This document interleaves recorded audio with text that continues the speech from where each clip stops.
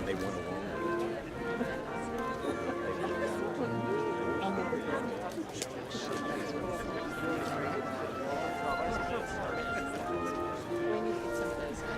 But Hannah Handy, the one that the arch is named after.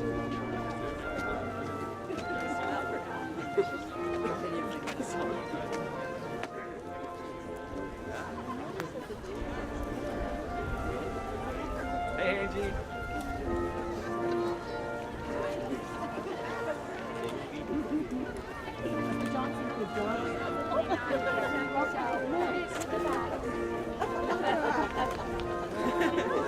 My child.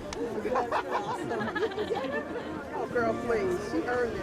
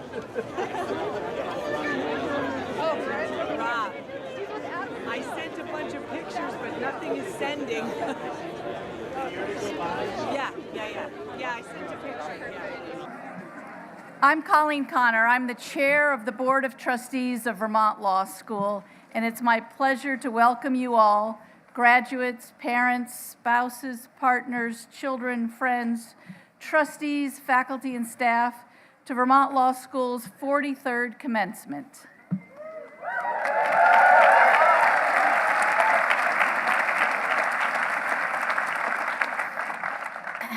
Yes, we have all noted the chill in the air today. Some of you may have heard the urban myth, or perhaps in this case, the rural myth, of the Vermont Law School commencement the year there was snow on the ground here on this very green. I'm here to put truth to that because it was my graduating class. But the snow quickly melted from the friction created as the graduates vibrated with excitement, melted from the hearts of family and friends, warmed with pride, and melted by the faculty and administration ready to launch a class of students that were sure to light the world on fire. And you may feel all that warmth again today on this chilly morning. I'd like to introduce to the audience those members of the Board of Trustees present on the platform in the bumblebee robes. They're a hard-working group who take seriously their responsibilities for the governance and direction of the law school, and they are pleased to be present today as part of the Vermont Law School community. Please give a hand for the trustees.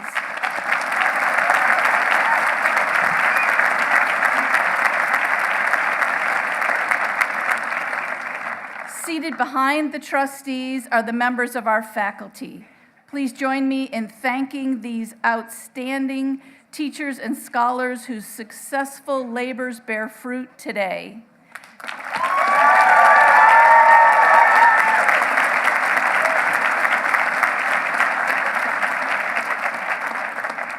I'd especially like to recognize this year's Richard Brooks Distinguished Faculty Scholar, Janet Milne.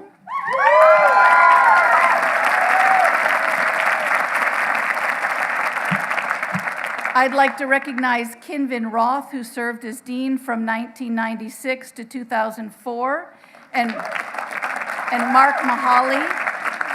Mark Mahaly served as dean from 2012 to 2017.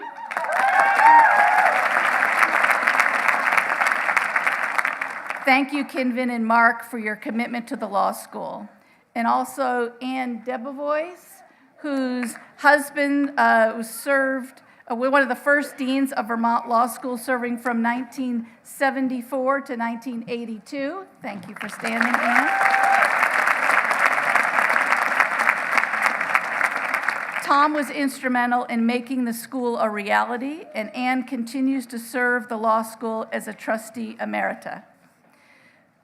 Thank you, Anne, for your enduring support. Finally, I would like to share a moment of silence to remember those members of our community who have passed this year and whose presence is sorely missed today.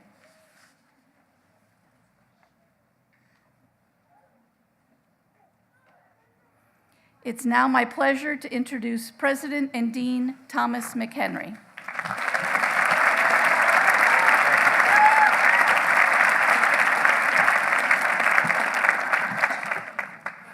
Good morning.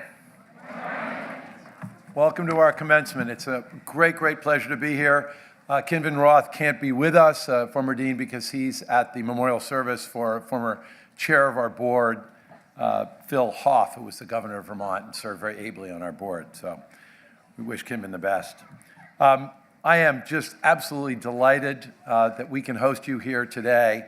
The family, friends, and our soon-to-be graduates. It's a beautiful day, and early this morning, a number of us hiked up to Kent's Ledge, and we toasted all of you with sparkling wine. It was a little cooler then, and several weeks ago, there was some question as to whether spring had been canceled. So we're pleased that you brought it with you. And speaking of cancellations, we thought of canceling commencement this year because we didn't want to see you leave us. You have been, we like you too much. We've consulted with the faculty and the staff and the trustees. We'd like to invite you to spend a couple more years with us here in South Royalton. But we know you have to go. Now, the last time I've seen so many of you, especially the men in gowns, was at Gala. And that was one of the few events that my wife attended because she was working in California this year. So she has a very particular view of Vermont Law School.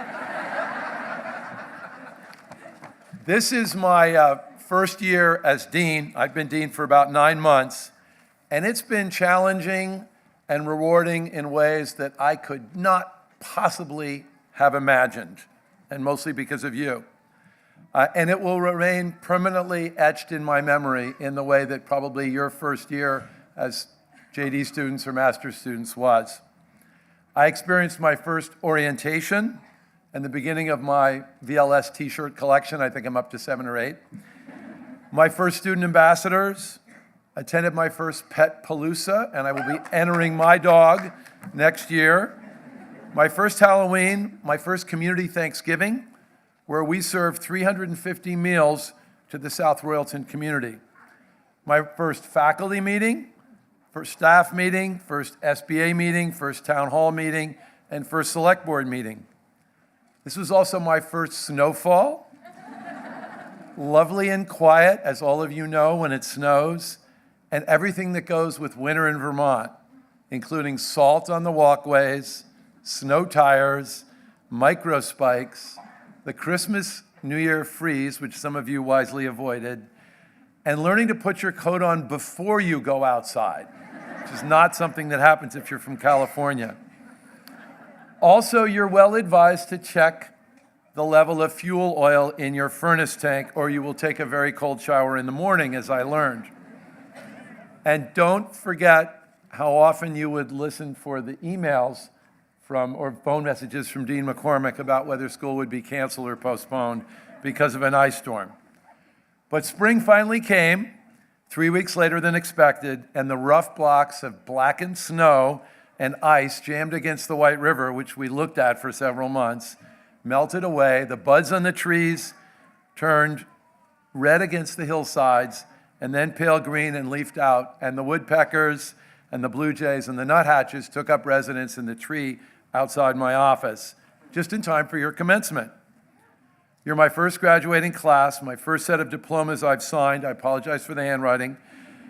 First set of certificates I completed for your many accomplishments, your terrific oral advocacy, the extraordinary engagement of your student groups.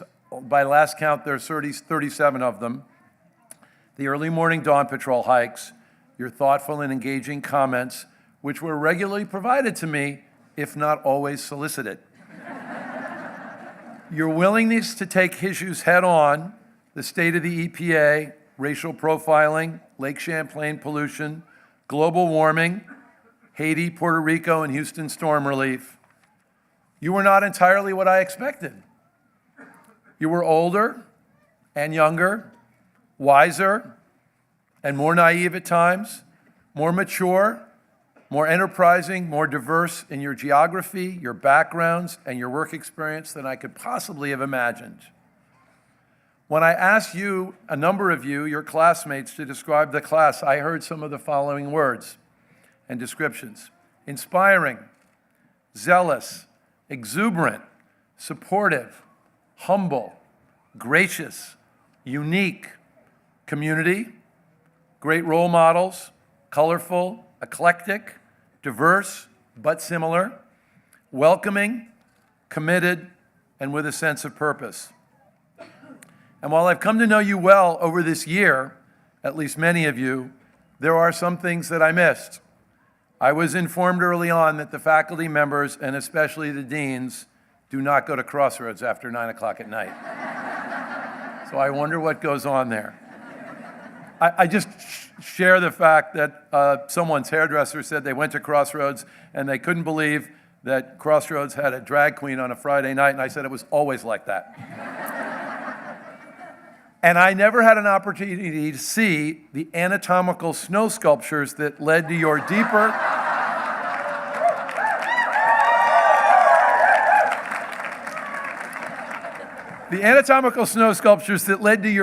understanding of the application of the First Amendment to private institutions. And I understand that they were later fashioned into the shape of a heart. The heart of Vermont Law School. So I know you have learned very many things, whether there is consideration to form a contract, the Erie Doctrine, the rule against perpetuities, and whether a compensable taking has occurred despite something Professor Chevrier may have told you. You've become better writers, analyzers, and most of all, thinkers. And when I interviewed for this position, I was asked numerous times about the community of VLS, in the audience, Vermont Law School. I was not sure I fully understood that question because all institutions have communities. But after 9 months as your dean, I am now beginning to understand the deep sense of ownership that the students and the staff and faculty and our trustees have about Vermont Law School. Your willingness to come from very far away, because only 10% of our students come from Vermont. You've come from nearby, but many from far away, Florida, Texas, California, and for our LLM students, Brazil, Colombia, I'll try and pronounce it correctly, France, Germany, to a tiny little town on the White River, lured by our curriculum, our faculty's expertise, and your commitment to social justice and environmental quality. I've come to appreciate your impatience and intolerance of the status quo, your desire to improve the world, whether in a very personal way, by bringing your own container to the school cafe instead of the wasteful use of plastic, to attending the Conference of Parties on global warming. You've impressed me, and you've impressed all of us on the staff and faculty and the Board of Trustees with your commitment, your hard work, and your desire to do good in the world. You've been tremendously engaged and engaging, sometimes with 3 events in a single day. And if you're the dean, you have to go to all of them. More events at the school take place every year than there are days in the year. You will be our ambassadors for the school, and Vermont Law School will be a very special experience that you will carry with you for the rest of your lives, wherever you go and whatever you do. You will go to many, many states. Our graduates took the bar in 32 different states last summer. But on the other hand, you will continue your love affair with, or perhaps in, Vermont. You will bring the highest moral and ethical standards to your policy work and your law practice, and the world needs your enthusiasm, your energy, and your outreach. And you now know rural America as well as you may know urban America. Don't be strangers to us. Use the email to stay in touch, as you have done during your time here. Please continue to advise us on the running of the school, the teaching of our classes, and our general administration. We treasure your engagement, we follow your future, and you are our best ambassadors in doing well. And of that, we are deeply proud. As the poet Robert Browning stated, your reach should continually exceed your grasp. In other words, set tasks and goals for yourselves which you are not at all sure that you can achieve, but you want to achieve. We're thrilled to be awarding you your degrees today, and the future is in your capable hands. So I'll end by quoting one of your classmates, who I thought put it perfectly, when she said, "When I look at you, I see tomorrow." Thank you.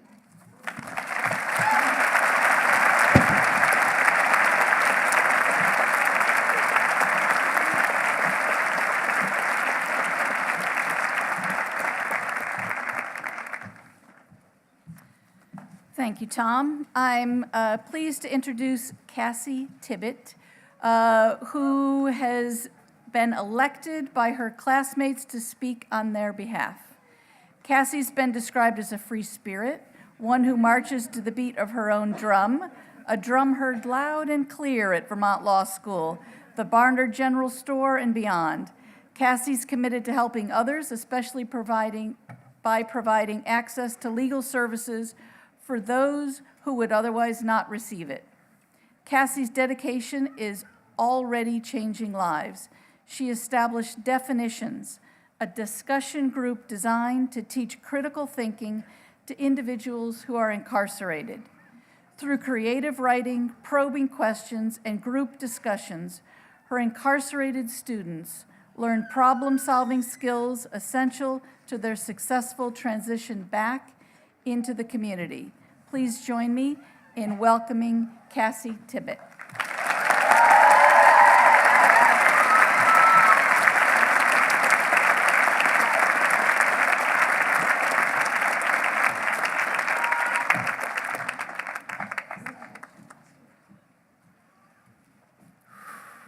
Hello, friends. To begin, let's connect. Everyone take a moment to turn to the people around you and say hello. Maybe give a handshake or a hug or a high five.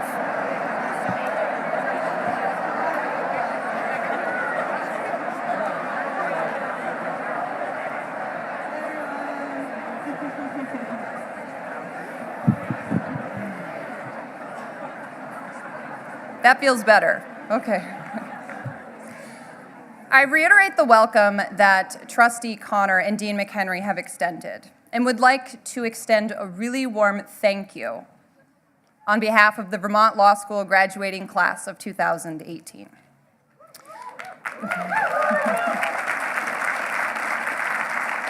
To our friends and family members, thank you for your support and for celebrating our accomplishments here with us today. And thank you for understanding in the best way possible that when bar study begins next week, you likely won't see or hear from any of us until the end of the summer. We all laugh because it's true. To the administration and staff on campus, thank you for arriving early and staying late every day to provide for us.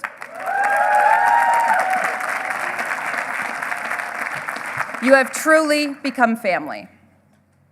To our professors, thank you for challenging us, for providing encouragement, and for always remaining honest and transparent. And to our classmates and peers, thank you for your passion. Passion to pursue your personal goals and passion to encourage one another to succeed. And to my fellow graduates, congratulations. We arrived as classmates and we leave as friends. We earned our JDs, we earned our master's degrees, some of us earned both. And all technicalities aside, at this point, we're practically lawyers.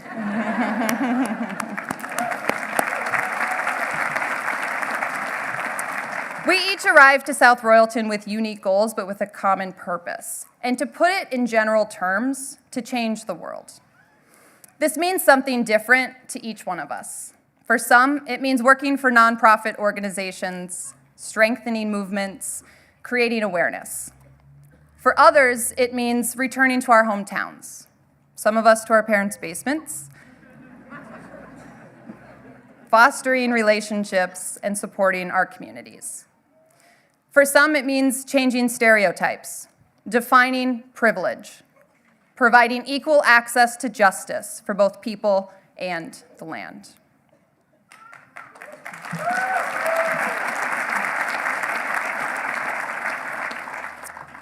Our degree from Vermont Law School is like a stone dropped into the water, because the wave of change begins with a ripple.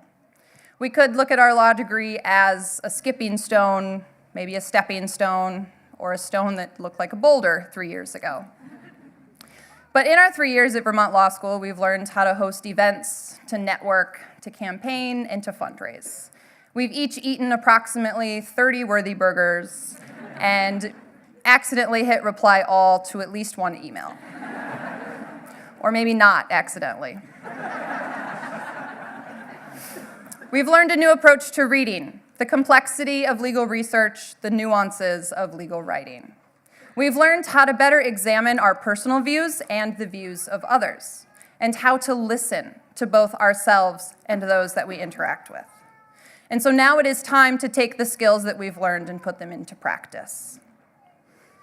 To be both passionate and understanding is powerful, because each person we meet has something to teach us if we are willing to listen.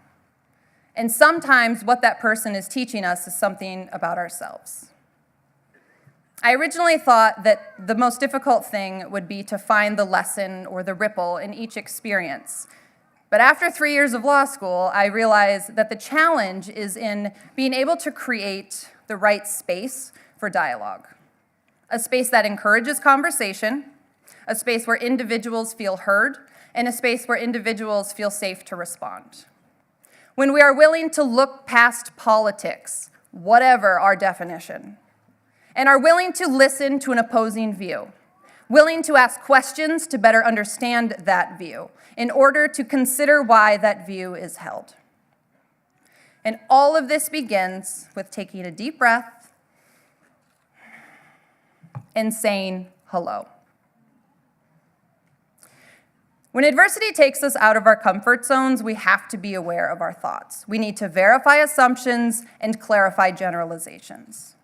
Now, considering the viewpoints of others does not mean that we have to agree with a differing opinion or idea. We do not have to adopt a particular view, and we do not need to change our platforms. What it does mean is that we are matching our talents with our passions, which is one of Vermont Law School's goals for their students, for us. We have come a long way. And it's impossible for me to stand up here in 5 minutes and try to describe everyone's individual experience here at Vermont Law School. And I suppose if I was going to try to do that, I should have started 5 minutes ago. But today's milestone is just the first step of the next leg of our personal and professional journeys. We will make waves, and we will change the world, one connection at a time. And each of these connections will continue to build community, and community is what every single one of us needs to thrive.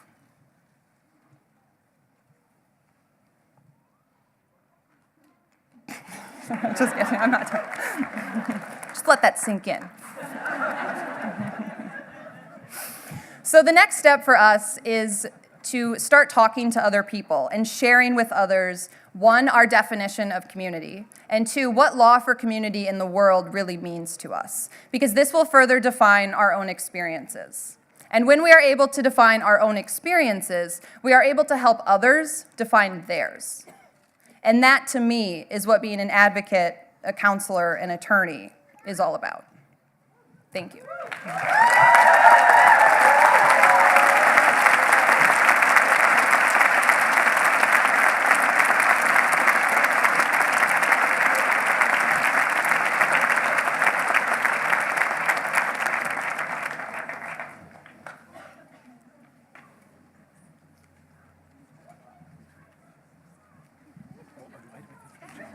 Oh, wow. I'm reminded by my chair that I'm giving the introduction.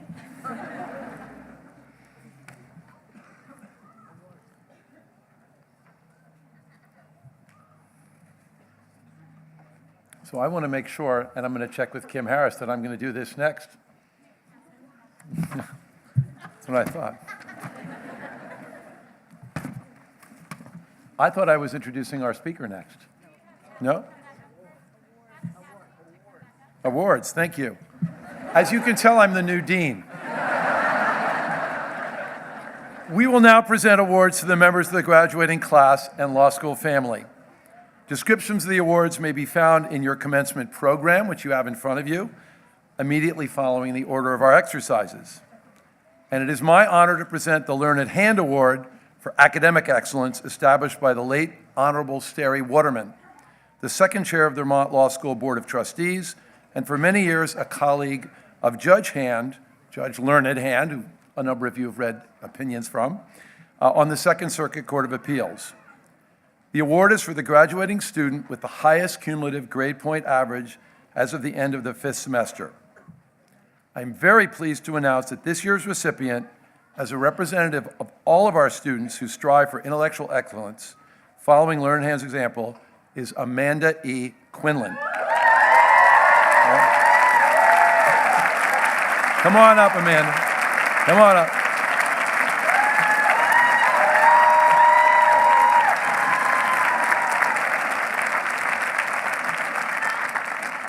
Amanda came to Vermont Law School with a master's in political science from the Johann Wolfgang Goethe Institut Universität in Frankfurt, Germany.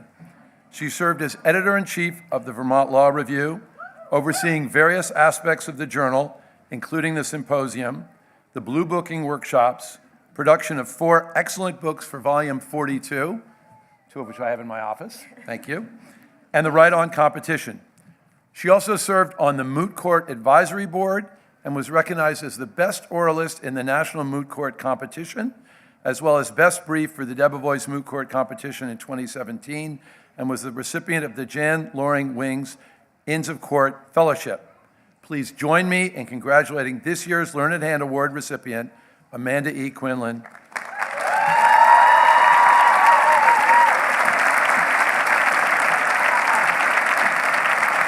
I'm guessing it's this one because the red is fire and the fire.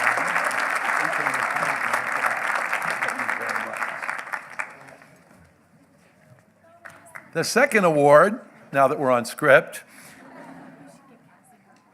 okay, good, is named in honor of the much-loved and esteemed former dean, Maximilian Kempner, The Kempner Award was established by the Board of Trustees to honor Max on the occasion of his retirement as dean.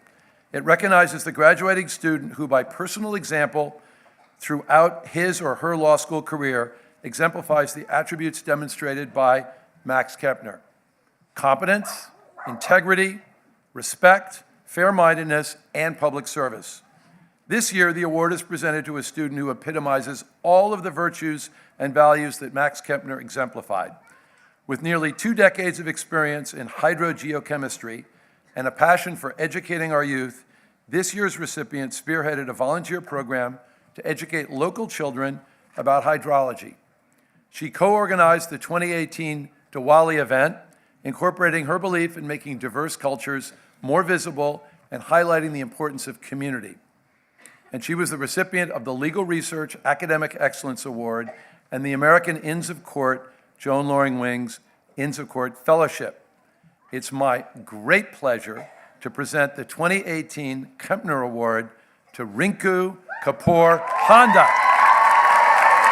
Where are you, Rinku?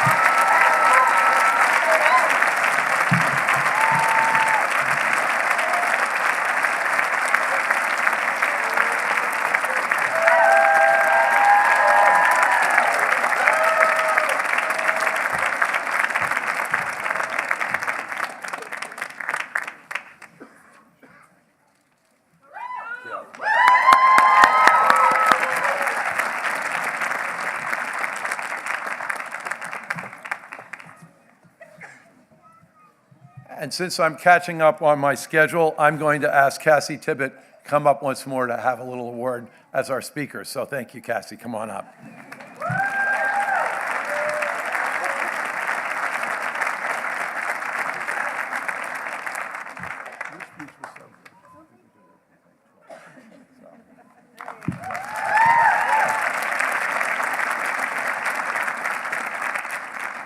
As I told Cassie, her speech was so good, she deserved to be thanked twice for it. It really was.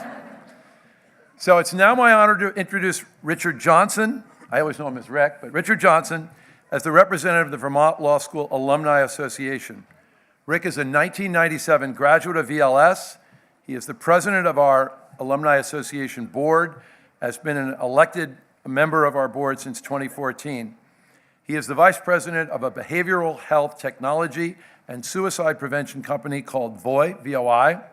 Formerly, Rick served as the director of the Population Health Collaboratory at Dartmouth-Hitchcock Medical Center. He holds a JD from VLS and 2 master's degrees, one from the U.S. Naval War College and the Fletcher School of Law and Diplomacy at Tufts University. He retired as a colonel in the U.S. Marine Corps in 2015 after 30 years of service. In addition, he served as Assistant Attorney General in Vermont for 7 years and was the Associate Director of the Dartmouth Institute at Dartmouth College. I'm not sure that I can forgive Rick for awarding me at my installation last fall with a personalized license plate so that I will not be able to hide from anyone in the state of Vermont. But those of you who live in Vermont know it doesn't matter whether you have a personalized license plate or not. Vermont is not a state, it's a village. Rick, please take the podium.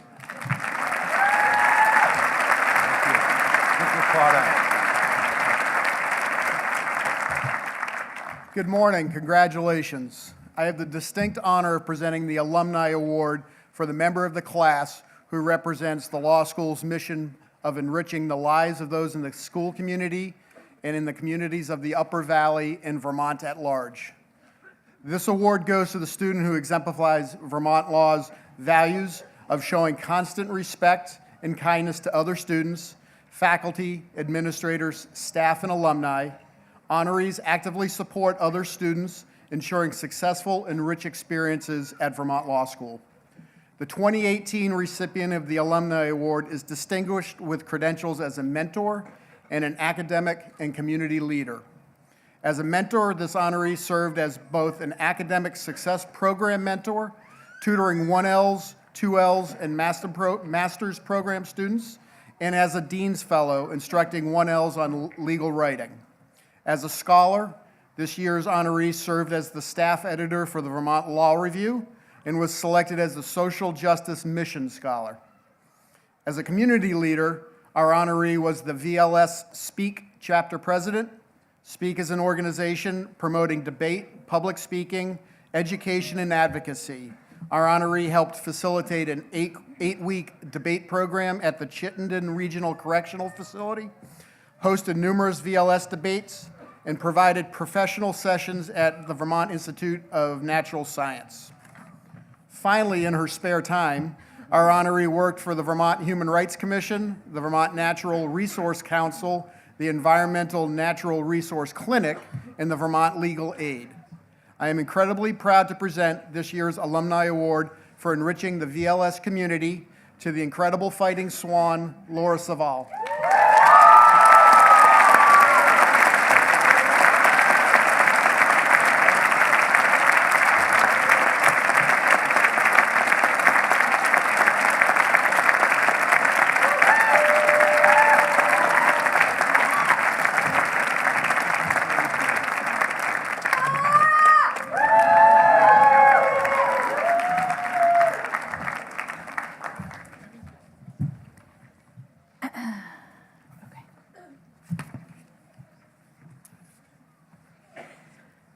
Okay, ladies and gentlemen, it's my pleasure to introduce our commencement speaker this year. She is a VLS alumna from the class of 1998 and the first woman to hold the position of Parliamentarian of the United States Senate. She's guided the Senate through issues surrounding ballot counting and dismantling the Affordable Care Act, and was named one of Washington's 100 most powerful women by Washington Magazine. Prior to her work in the Parliamentarian's office, Ms. MacDonough served as an assistant district counsel for the former Department of Justice, Immigration, and Naturalization Service, having been selected for that position through the Attorney General's Honor Graduate Program. She is a senior fellow of the Stennis Center for Public Service Leadership.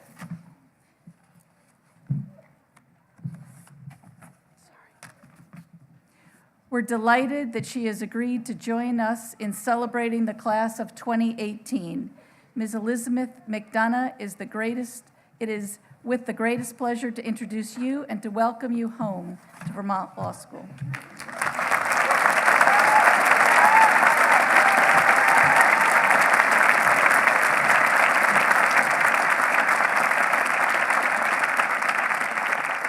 I'm going to have my Marco Rubio moment here for a second. I'm sorry. So much Zyrtec.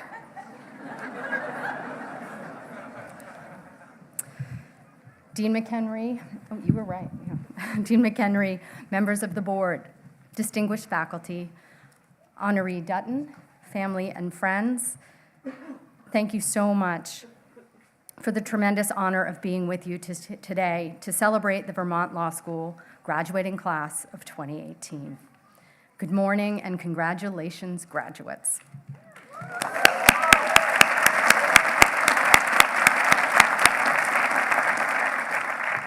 Congratulations also to the parents, spouses, partners, friends, children, and of course, all the wonderful pets who have helped you along the way over these 3 years. This is a wonderful time for all of you also. Dean McHenry, it is a special honor to be here on the occasion of your first commencement.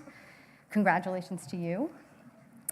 If your bold choice of a completely untested, unvetted, non-YouTubeable commencement speaker is any hint of what lies ahead for VLS under your tenure, well, fasten your seatbelts, future fighting swans. 20 years ago, I was sitting just where you graduates are now, like literally right there, I think. I was proud of my accomplishment, excited to start the next phase of my life, grateful for the wonderful, lasting friendships I had made, sad to be completing my time here, which were 3 of the happiest years of my life, worried that I would leave the confines of this lovely one-stoplight town and fall flat on my face. I was also hoping desperately that someone would buy my couch so I wouldn't have to move it. If you feel any of those things today, I can honestly say that I have been there. VLS is in many ways a different place from what it was when I was here 20 years ago. The school has grown. There are new programs and classroom buildings that are energy efficient, environmentally friendly, and beautiful. That gym is an amazing thing of beauty. I saw it yesterday. It's incredible. Even the town has changed.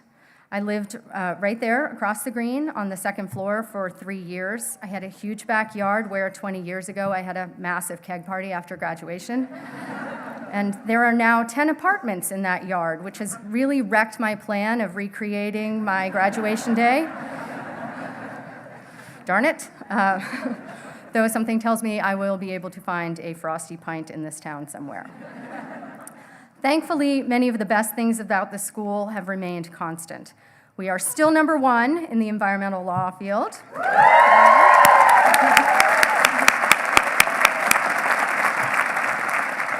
We have amazing, accessible professors to whom I am forever grateful, literally forever grateful, and I know you will be as well. Thank you all so much. We have this stunning, peaceful campus that has been the perfect place for you to focus on your dreams of being lawyers. And here you are. You made it. And I'm here, I'm getting choked up.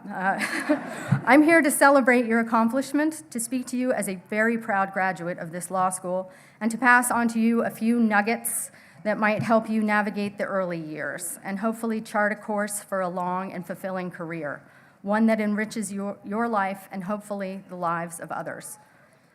I must tell you that I have struggled mightily with these remarks. Beyond this being a completely new experience for me, I usually speak only through the presiding officer of the Senate, and I don't happen to have one here. I don't actually feel old enough, or let's call it seasoned, I don't feel seasoned enough to be standing up here in an attempt to impart wisdom to you. I got a lot of advice on what to say and what not to say, and how. Be funny. Well, obviously, be funny, right? Be serious. Watch other people's speeches. Do not watch other people's speeches. Be yourself.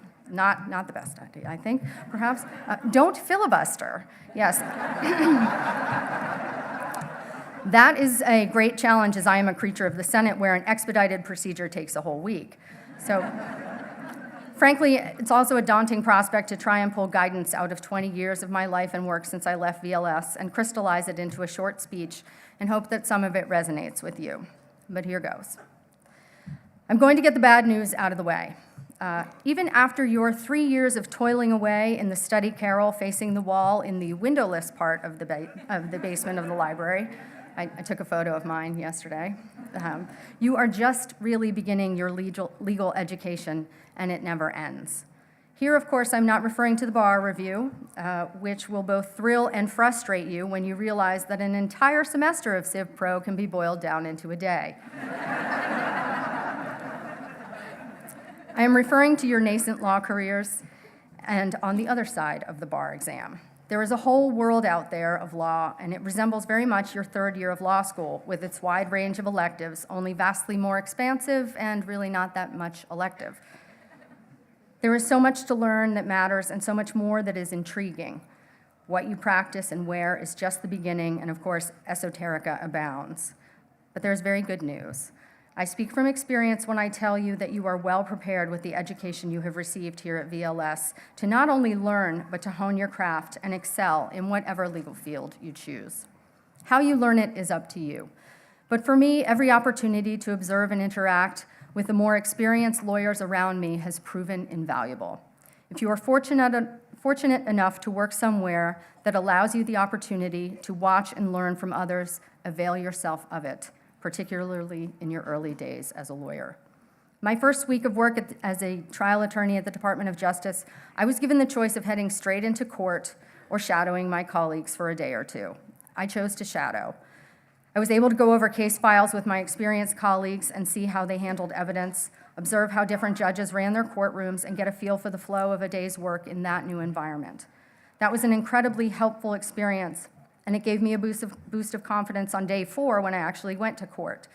I must have seemed pretty confident because the opposing counsel didn't seem to know it was my first day, and he tried to intimidate me by telling me he had never lost a case.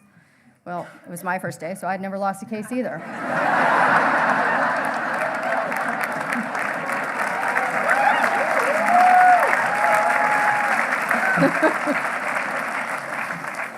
And he lost that one to me.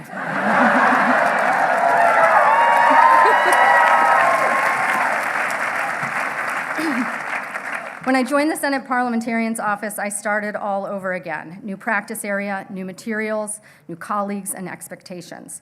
There were times when I questioned my judgment in leaving DOJ to immerse myself in the arcane world of the Cloture Rule, the Budget Act, and 1,000 other things not taught in most law schools. Fortunately, I served with two legends in the field. It's an admittedly tiny field, but they are legends nonetheless. They had very different ways of approaching the same material, and from each of them, I learned a great deal. Each day, watching and conversing with them was a master class, not just about the law or procedure, but also the prioritizing of workload, the means of dealing with tough staff or senators, not that there are really any such thing as that, and addressing issues of first impression or especially complex matters. Actively engaging with my colleagues early on allowed me to grow in my new position quickly. They trusted me with weightier matters, and the increased responsibility allowed me to gain confidence in my ability and broaden my scope of knowledge. That kind of dynamic feeds on itself. You learn more, you get more responsibility, which means you have to learn more, which means you get more responsibility. It's a wonderful cycle for increasing the value of what you give to and get from your work, which isn't to say that any of this is easy, because it isn't. You can often be overwhelmed at the start, and you may feel, as I often did, that you have little to contribute at first, or that you are taking more time and energy from your colleagues than you are giving. Maybe that's because it takes longer to complete assignments, or you ask a lot of questions. Please don't feel that way. Growing into your new role as an attorney is a process that you are expected to take part in. You have been hired for your proven abilities and for your potential. Your employers and your colleagues expect to have to help you learn, and even at the start, you lend your analytical skills, your facility with research and writing, your well-reasoned opinion, and your stunning ability to answer the phone. It is perfectly reasonable to be impatient for meatier assignments or a day in court, and those opportunities will come, and you should take them when they do. But in the meantime, understand that a lot of the seemingly tedious tasks that you are assigned, site checking, research, filings, these are necessary tools and are the foundations upon which your wonderful career begins to be built. In my early years in the Parliamentarian's office, none other than Senator Robert C. Byrd, the true guru of all things Senate procedure, would come to the office each day and ask me questions about precedent and rules, and I was very often stymied. I would struggle to answer, pick up a rule book, and Senator Byrd would say something really encouraging like, "You won't find the answer in there." And he would leave, giving me lots of side-eye. It was a humbling and horrible way to start every day.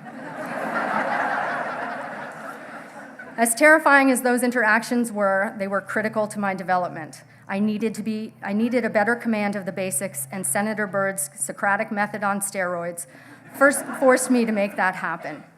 Over time, I had answers, even good ones, and I made it past the hazing point. Eventually, Senator Byrd and I developed a wonderful working relationship and became friends. Conversing with him one afternoon, Senator Byrd said to me, "I didn't like you when you first started. I didn't think you would amount to much."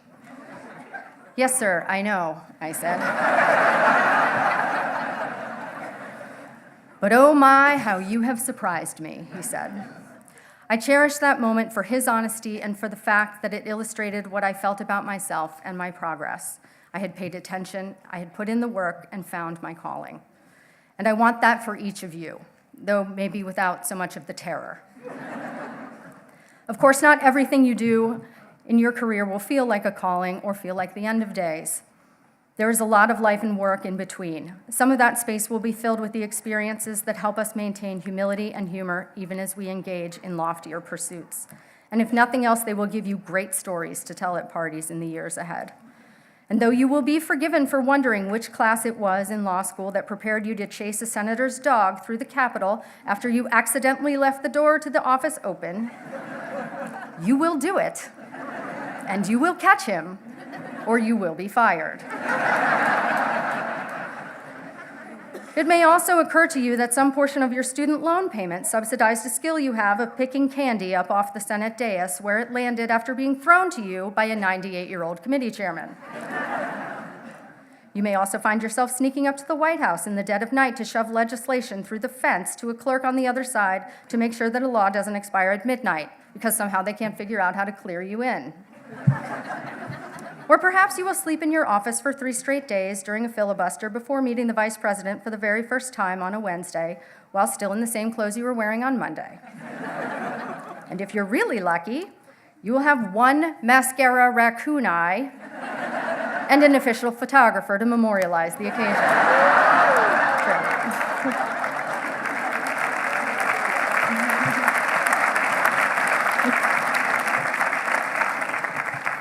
You have to laugh. There is so much that is pressing and serious that you must find some humor in your work, particularly because throughout your career, despite innate brilliance and intense preparation, you will find that on occasion you make mistakes, and you will have some failures, and you will need to balance those rough patches with light ones. Mistakes happen, and they're awful, but they happen to everyone. You won't remember that, of course, when you are the one who made the mistake, but it's true, so please try and keep it in mind. One thing that I have found can lessen both the gravity of the mistake and the way you feel about it forever, because you will feel it forever, is to own it. Figure out what happened, come up with a solution, and do your best to make it right. I've had to do this recently myself. Even after 19 years on the job, I made a rookie mistake. I'd like to blame it on a combination of it being a Monday and my allergies, but it was mostly me. And in this particular circumstance, truthfully, nobody would have known. They wouldn't have been the wiser if I hadn't said anything. But I would have known, and I couldn't live with that, so it was critical for me to bring the issue to the attention of colleagues. Fortunately, many mistakes can be managed, and failure is not a permanent condition, and it's really not failure at all if you truly learn from it. The corollary of that, of course, is that, sadly, success is also not a permanent condition. In the Senate, this should be stated as, you will not always be in the majority, so please take the long view. Taking the long view is a part of what I do every day as I represent the interests of my unseen client, the institution of the Senate itself. While serving its 100 members on a day-to-day basis, I still represent the Senate. No matter who is in my office asking for assistance, I represent the Senate with its traditions of unfettered debate, protection of minority rights, and equal power among the states. That's always there. That Senate is my charge. And it was the protection of the Senate's rules and precedents that brought me into conflict with the Senate majority back in 2013, when talk of overturning the Senate's cloture rule for nominations by what is called the nuclear option was revived. It was my duty to advocate for preservation of that rule, and in doing so, I worked with all the gangs, not the Sharks and the Jets kinds, but the senators' gangs, which are not, they don't have cool jackets and things. We worked on compromise orders. I was warning of nuclear winter, the erosion of the Senate's trademark comity, and the danger of setting such a precedent. I cautioned against the loss of the 60-vote threshold as a bulwark against pressure from the executive branch. And I hoped that there would be some understanding that the rules that some in the Senate wanted to amend for a limited advantage were there to protect them from disadvantage in all other circumstances. And for a time, it seemed as though the center would hold, but by November, the argument was lost. The chair, on my advice, ruled against a point of order lowering the threshold for cloture, but an appeal was taken, and I was overturned. It was a stinging defeat that I tried not to take personally. That wasn't easy. As Justice Breyer recently said in a discussion with students at Tufts, lawyers in particular are supposed to be able to explain things. And I felt I'd fallen far short. Those things happen, however. You lose, your client loses, precedent is made, and precedent will be used. So I dusted myself off and readied for the renewal of the exact same argument, which came 4 years later, just last year, with the same result, but with the parties completely reversed. The one thing I can tell you about situations like this is that it will never feel good or rewarding enough to say I told you so when people finally understand the point of which you are trying to convince them. Each year since I became parliamentarian, there have been new challenges, some more monumental than others. Budgets, government shutdowns, nuclear, Garland, Gorsuch, the list is long. But 2017 was a procedural juggernaut replete with difficult statutory analysis, complex, controversial subject matter, and much more public exposure than that to which parliamentarians are normally accustomed, which is none. The Senate took up healthcare and tax reform under expedited procedures, though nothing about 2017 felt expedited, as I spent most nights and weekends of the entire year navigating these issues.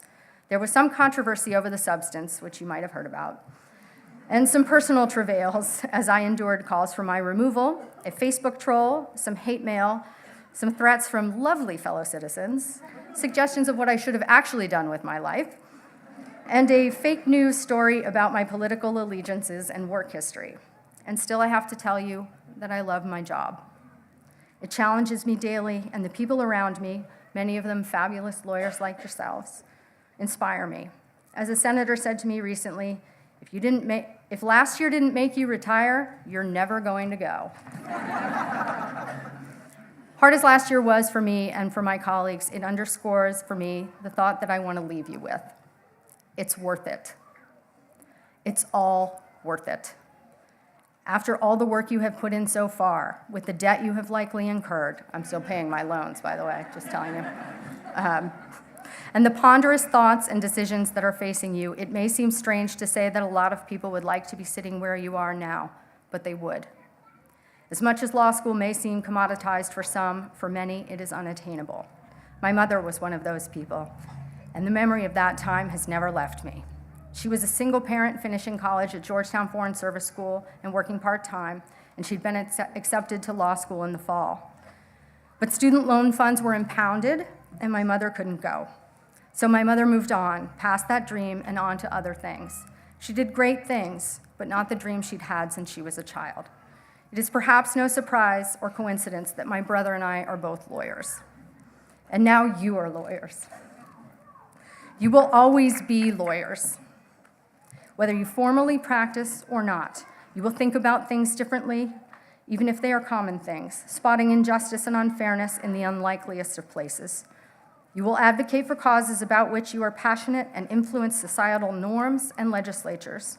You will give voice to those who cannot speak for themselves and help others achieve their dreams or freedom. Your education here has given you the tools you need to succeed in your legal career, no matter what that trajectory may be. If you bet on yourself, as you have these last 3 years, seek work that you find rewarding, and if you trust your gut when things get tough, you will do good, and you will do well, and you will make us all so very proud, and it will all be worth it.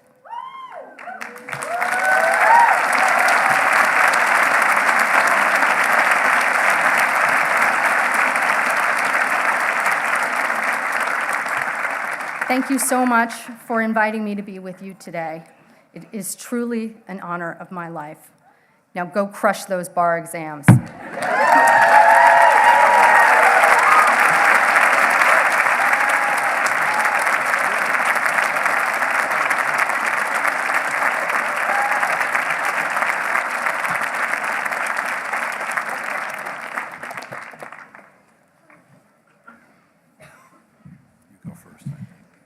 Thank you, Ms. MacDonough, for that message. You are an inspiration to all of us.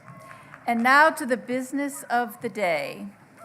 Dean McHenry, will you please present the candidates for the degree of Doctor of Laws honoris causa?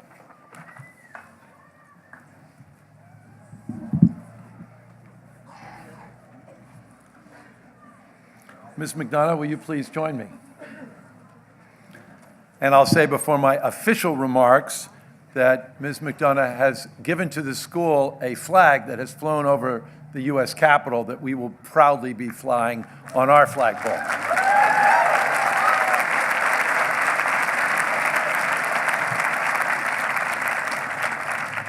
Elizabeth MacDonough, as the 6th parliamentarian of the United States Senate and the first woman to hold that position in either the Senate or the House of Representatives, you are an inspiration to all of us, as you have just so ably demonstrated. Your thoughtful interpretation and application of the standing rules of the Senate, the Constitution of the United States, federal law, and Senate precedent situates you at the center of our nation's most important decisions. To do so fairly and in a nonpartisan fashion requires deep knowledge and thoughtful consideration of a vast number of issues, as you have just recently explained to us. Ms. MacDonough, as an alumna of Vermont Law School, you are a shining example of the many ways that our graduates use the power of law to make a difference in their communities and the world. Therefore, by the virtue of the authority vested in the Board of Trustees of Vermont Law School, I hereby confer upon you the degree of Doctor of Laws, honoris causa, and I welcome you to all of the honors, privileges, and obligations pertaining thereto.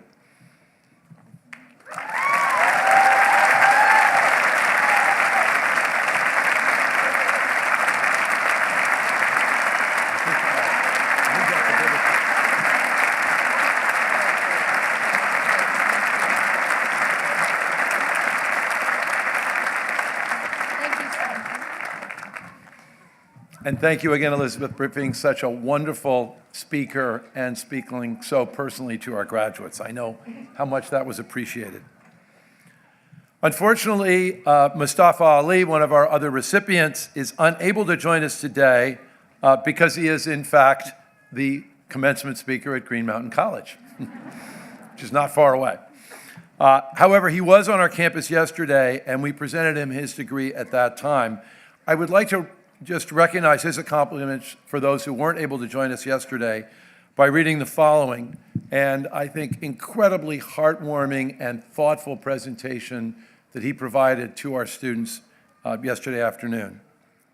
Mustafa Santiago Ali has been relentless in his pursuit of environmental justice, speaking truth to power, articulating a vision for a better world, and working to make that vision a reality. Through his work, he brings to life the Vermont Law School motto, Lex pro urbe et orbe, law for the community and the world. His work in bringing together communities, young adults, activists, and leaders from across the country and educating them on the issue of climate change and the ways to include change and ways to climate change and ways to include a secure environmental health and economic justice, spreading environmental justice throughout the world.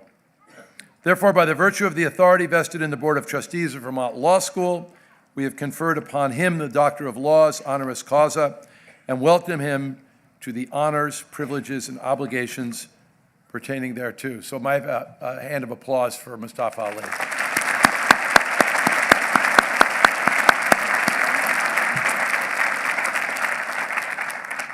The best news is that Mr. Ali has agreed to continue to work with Vermont Law School, and we're hoping to feature him as a speaker at our alumni event in Washington, D.C. soon, so you'll get to see him again.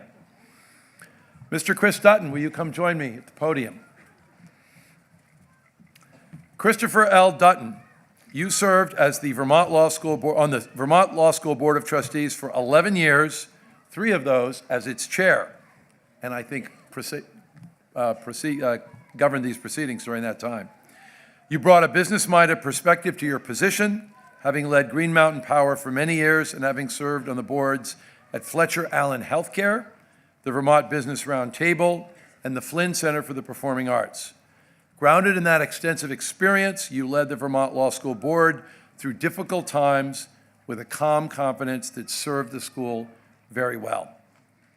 Your deep commitment to public and community service, your thoughtful and humane leadership style, and your long-standing relationship with this institution embody the qualities that Vermont Law School aims to impart to its graduates. Therefore, by the virtue of the authority vested in me by the Board of Trustees of Vermont Law School, I hereby confer upon you the degree of Doctor of Laws, honoris causa, which is a Latin word to say honorary degree, and I welcome you all to the honors. I welcome you to all of the honors and privileges and obligations pertaining thereto. Dean Jefferson.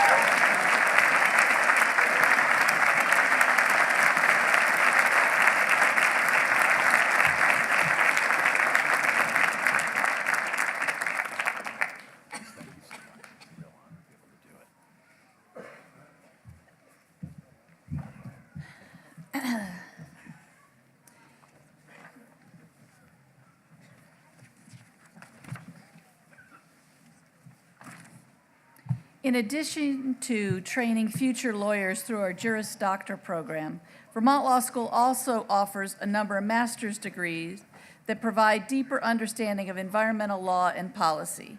These degrees are described in your program. Vice Dean McCormick will now present the candidates for the degree of Juris Doctor and the joint degrees of Juris Doctor and Master of Environmental Law and Policy, Master of Energy Regulation and Law, or Master of Food and Agriculture Law and Policy. Dean McCormick.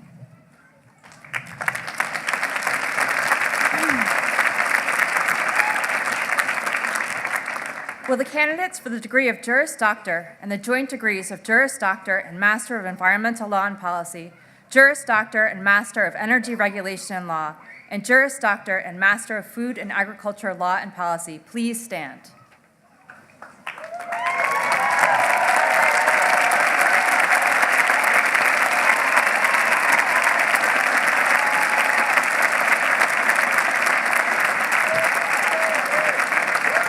Chair Connor, I have the honor to present the candidates for the degree of Juris Doctor and the joint degrees of Juris Doctor and Master of Environmental Law and Policy, Juris Doctor and Master of Energy Regulation and Law, and Juris Doctor and Master of Food and Agriculture Law and Policy. This is it.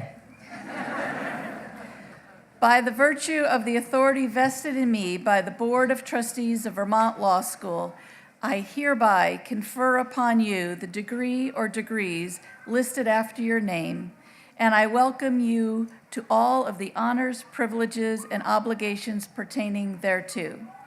Please come to the platform as Dean McCormick calls your name. I will present you with your diploma or diplomas, assisted by Dean McHenry. In addition, those graduates who have completed certificate programs will receive a certificate to that effect at this time.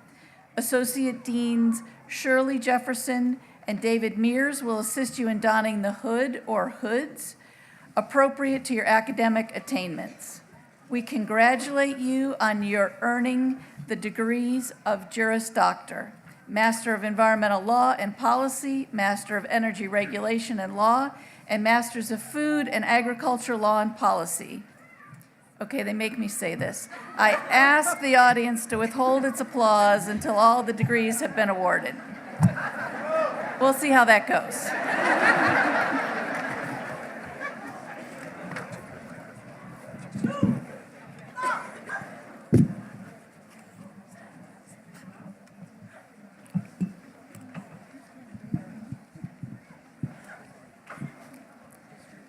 Aaron Agnew, Juris Doctor.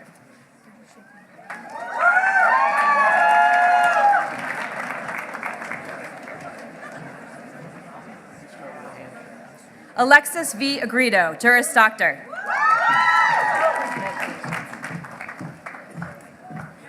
Holly Alley, Juris Doctor.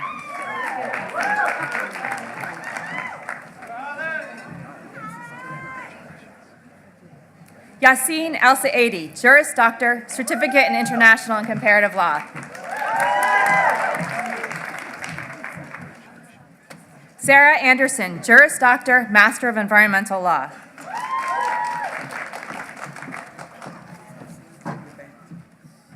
Matthew Ryan Arnold, Juris Doctor, cum laude, Master of Environmental Law and Policy.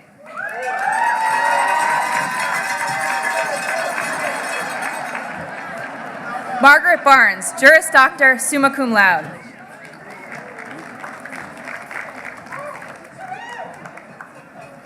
Erin Colleen Bennett, Juris Doctor, Certificate in Energy Law.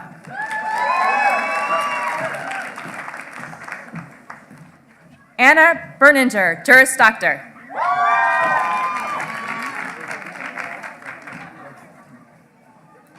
Andrew Philip Bavacqua, Juris Doctor.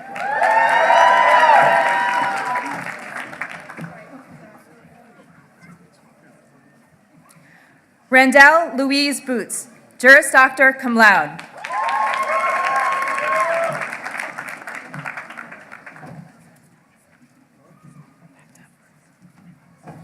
Elizabeth Bauer, Juris Doctor, cum laude.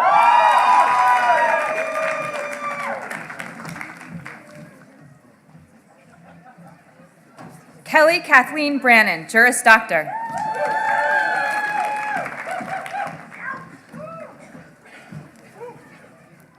April Marie Breeze, Juris Doctor.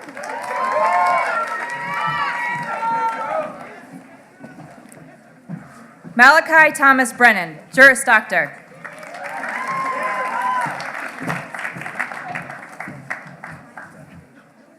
Leah Marie Burdick, Juris Doctor.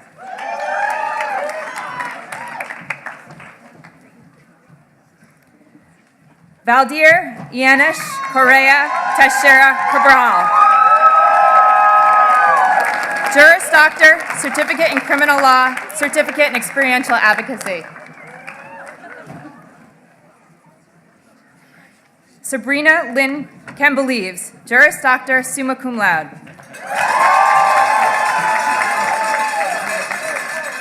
Sabil Chapnik, Juris Doctor.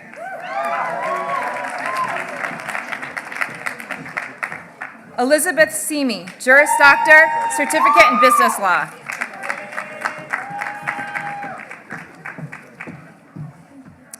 Johns Congdon, Juris Doctor, Master of Energy Regulation and Law.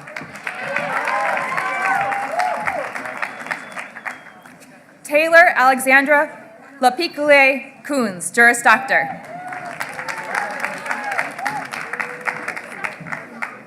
Cole Kramer, Juris Doctor, magna cum laude, Master of Environmental Law and Policy with distinction.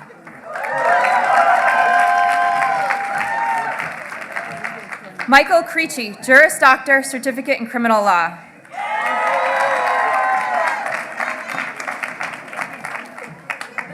James Wiley Crowder, Juris Doctor.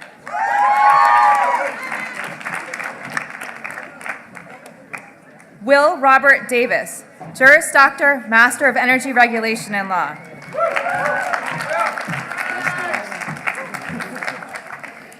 Zachary Dano, Juris Doctor, summa cum laude.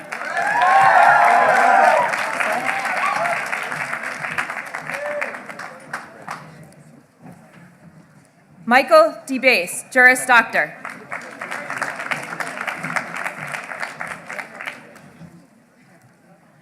Christopher Quinn Denny, Juris Doctor.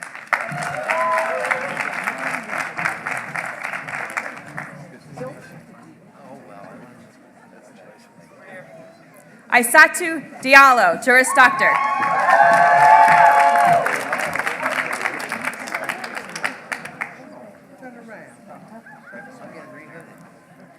Michael DiVincenzo, Juris Doctor.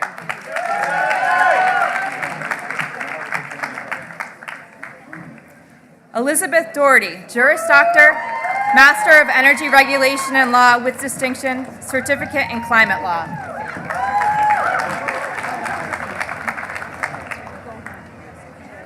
Fanuel Duchatelier. Juris Doctor.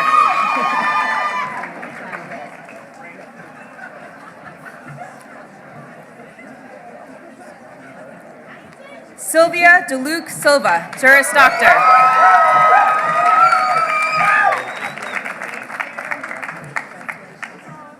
Tristan J. Duran, Juris Doctor.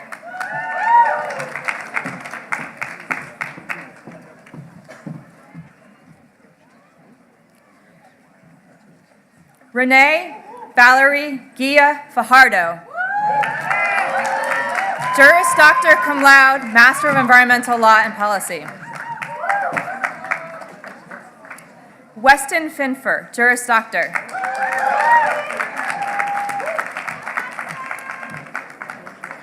Thomas Flynn, Juris Doctor, summa cum laude, Master of Environmental Law and Policy with distinction.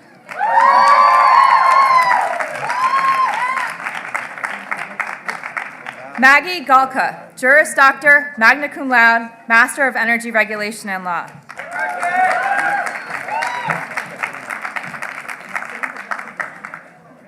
Antoinetta A. Girardi, Juris Doctor. Cassidy Ann Gooding, Juris Doctor.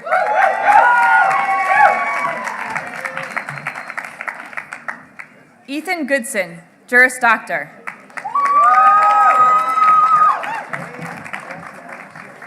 Nicole M. Griffith, Juris Doctor.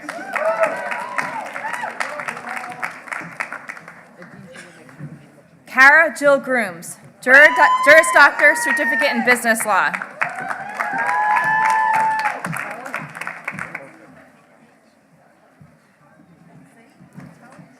Scott Hazeman, Juris Doctor, Master of Environmental Law and Policy.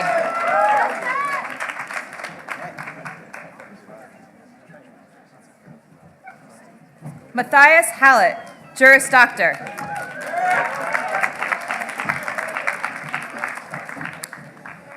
Rinku Kapoor Handa, Juris Doctor.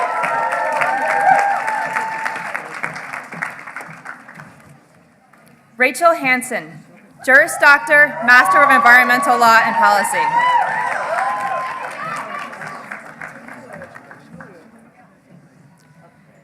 Rachel Ann Heath, Juris Doctor, magna cum laude.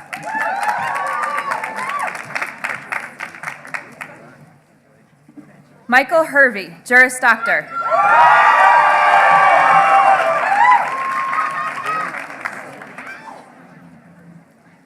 Nathaniel David Hibbler, Juris Doctor.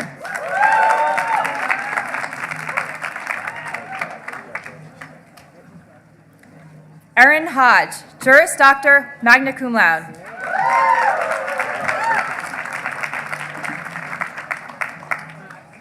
Catherine Hope, Juris Doctor, cum laude.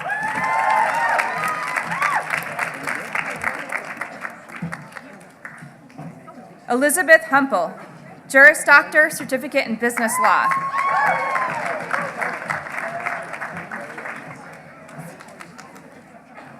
Elise Iannone, Juris Doctor, Master of Environmental Law and Policy.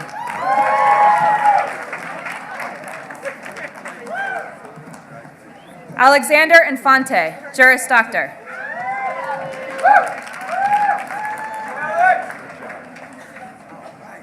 Mitchell Jacobs, Juris Doctor.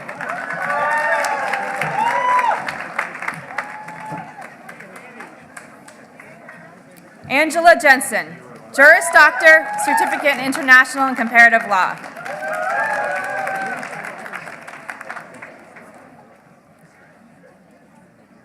Miranda Jensen, Juris Doctor, summa cum laude, Certificate in International and Comparative Law.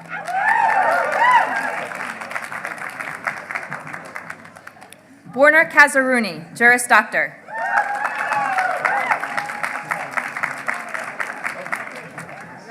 Kira Kelly, Juris Doctor, summa cum laude.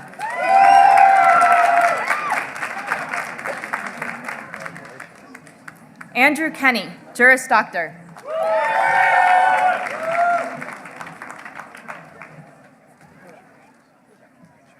Aaron Kesselman, Juris Doctor, magna cum laude, Certificate in Experiential Advocacy.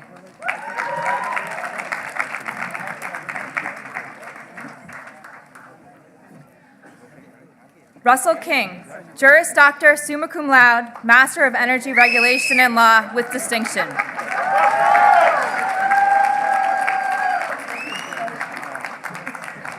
Brittany A. LaBerge, Juris Doctor.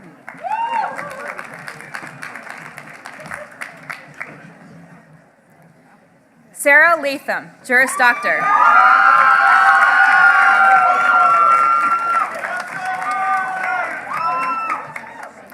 Jennifer Leach, Juris Doctor, cum laude, Master of Environmental Law and Policy.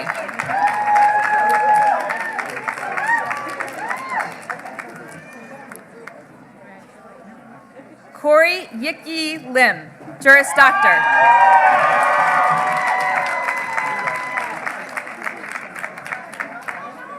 Samantha N. Longo, Juris Doctor.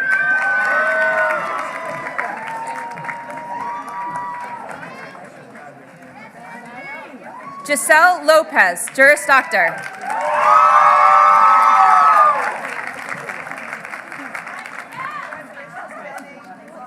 Joseph Lyons, Juris Doctor.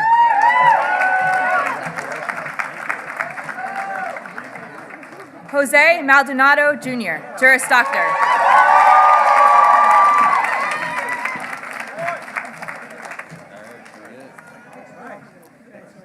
Jennifer C. Manning, Juris Doctor.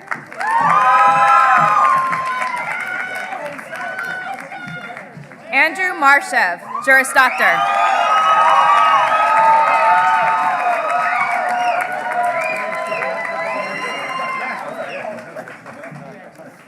Andrea Marcuccio, Juris Doctor, Master of Environmental Law and Policy. Mary Mason, Juris Doctor.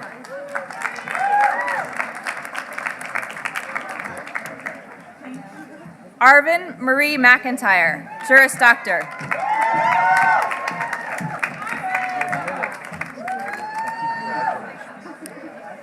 Cameron Means, Juris Doctor, Master of Environmental Law and Policy.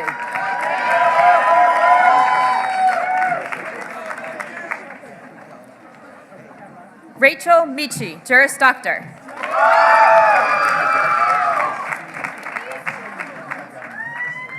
Matthew Christopher Malika, Juris Doctor. Kirsten Morgan, Juris Doctor, Master of Environmental Law and Policy with distinction.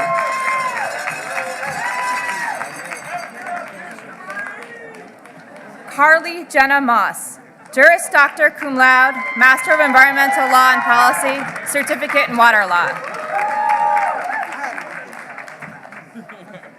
Julia Minch, Juris Doctor, magna cum laude.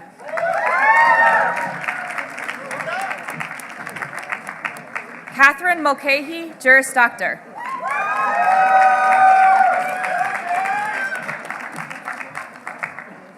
Sarah Nell Munger, Juris Doctor, summa cum laude.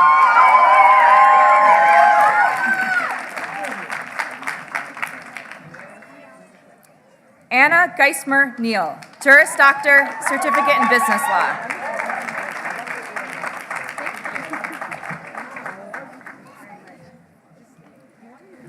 Jennifer Nyhouse, Juris Doctor, cum laude.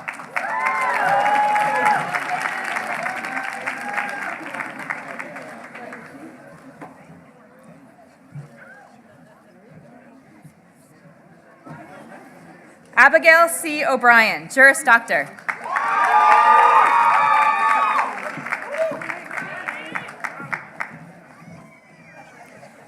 Jake O'Brien, Juris Doctor, Certificate in Business Law.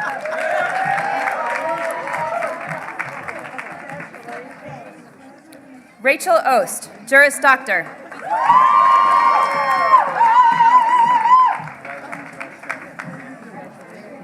Karina Altino, Juris Doctor, Certificate in Energy Law.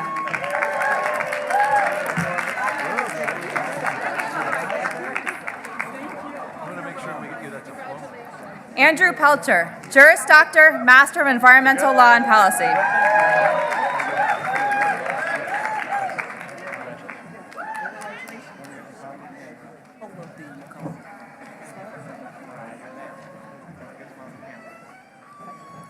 Caitlin Danielle Peters, Juris Doctor, Certificate in International and Comparative Law.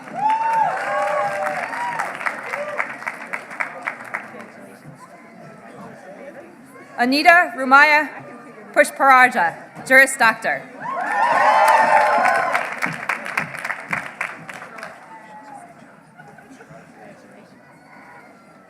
Amanda E. Quinlan, Juris Doctor, summa cum laude.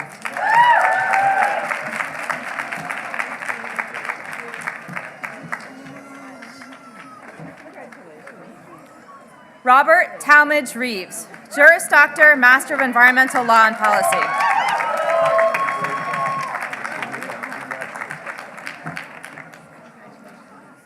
Matthew Rigo, Juris Doctor, Master of Environmental Law and Policy.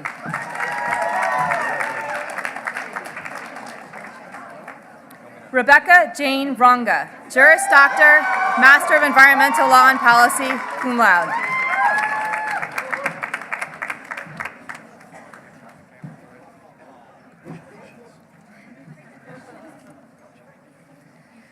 Elliot Rosenbaum, Juris Doctor, Master of Environmental Law and Policy.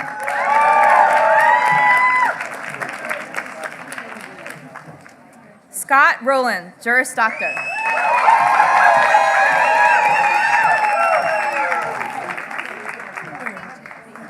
Laura Saval, Juris Doctor.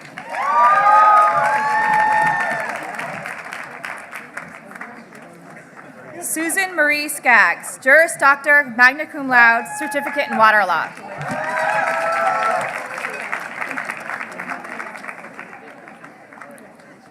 Edward Schultz, Juris Doctor, Master of Energy Regulation and Law.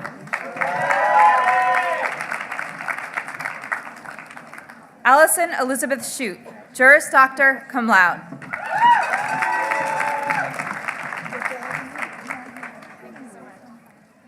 Amelia D. Singh, Juris Doctor.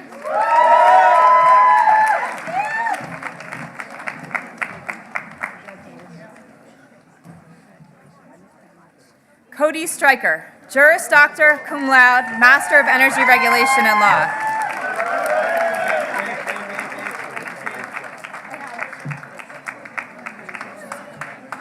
Patrick Connor Sullivan, Juris Doctor, Certificate in Business Law.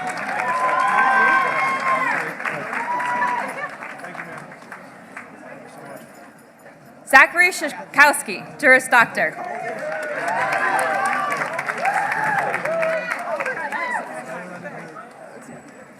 Daniela Tiroli, Juris Doctor.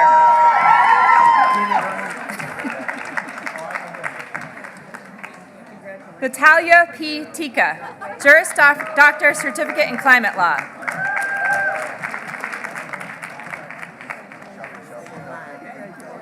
Jake Thompson, Juris Doctor, cum laude.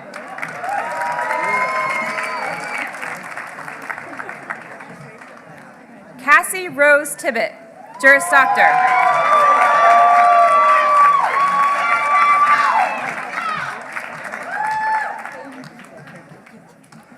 Brianna Tibbett, Juris Doctor.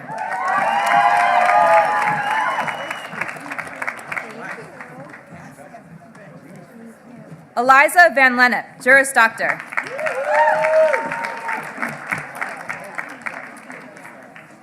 Stephanie Van Staden, Juris Doctor, Certificate in Criminal Law.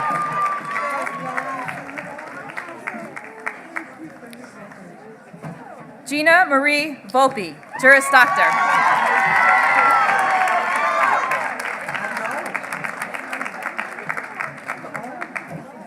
Ariel Volcane, Juris Doctor. John Robert Wadley, Juris Doctor, Master of Energy Regulation and Law.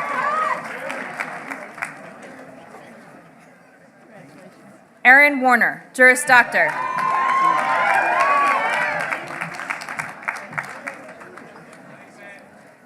Sarah Watson, Juris Doctor.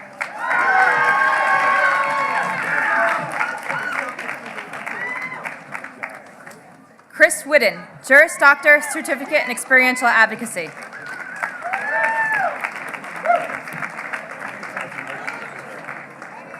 Hillary White, Juris Doctor, magna cum laude.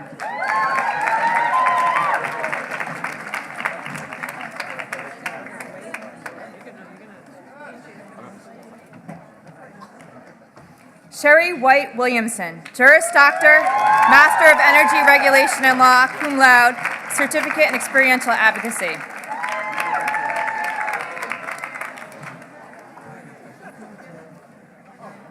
Reagan Wicken, Juris Doctor.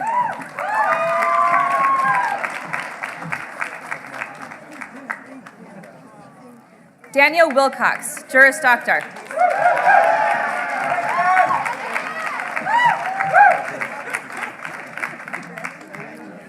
Evangeline Williams, Juris Doctor, Master of Environmental Law and Policy.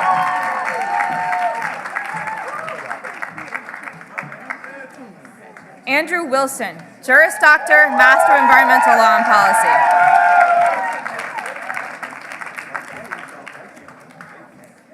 Corey Werner, Juris Doctor, Certificate in Business Law.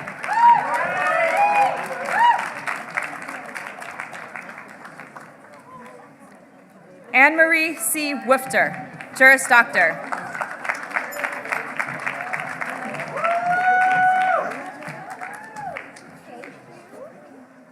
Sarah Yoon, Juris Doctor, Master of Food and Agriculture Law and Policy.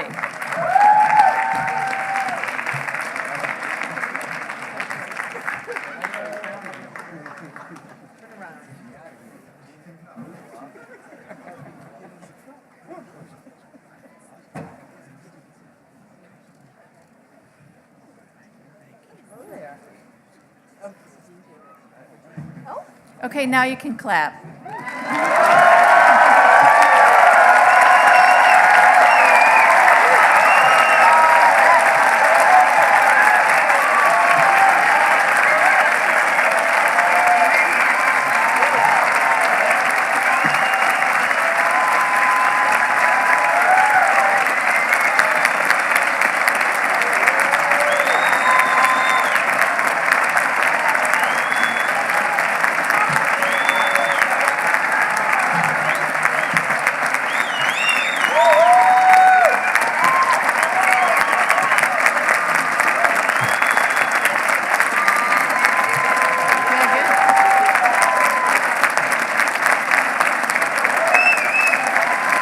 Okay.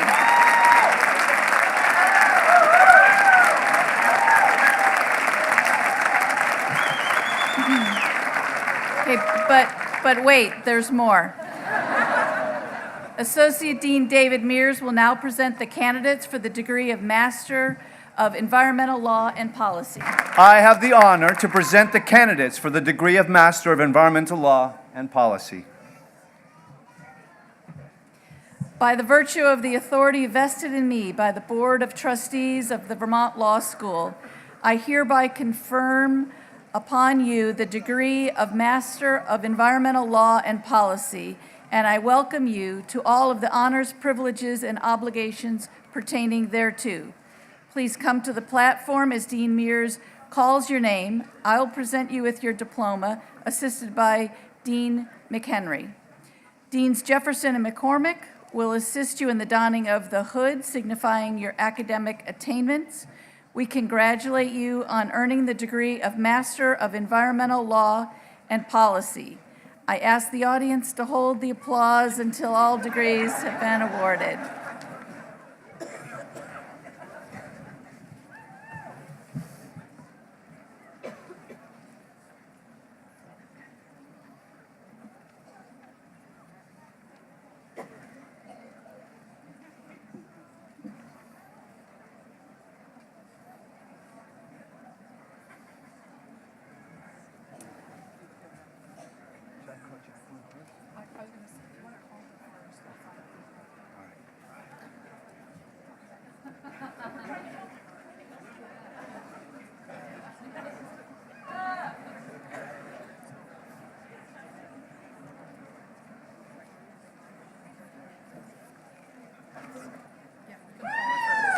Jacqueline Dawkins.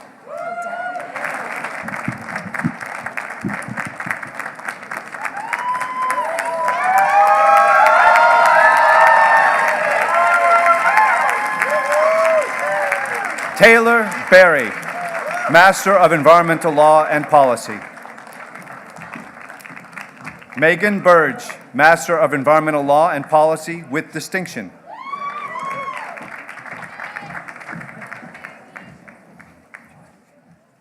Emily Donaldson, Master of Environmental Law and Policy. Megan First, Master of Environmental Law and Policy.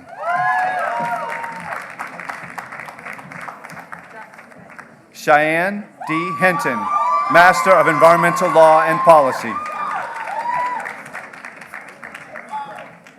Tiffany May Rose Irish, Master of Environmental Law and Policy. Angela Jackson, Master of Environmental Law and Policy. Ariel Veronica King, Master of Environmental Law and Policy.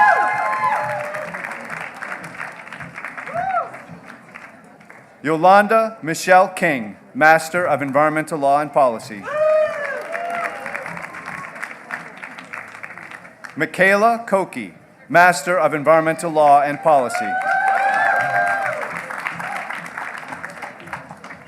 Gabriella Logan, Master of Environmental Law and Policy.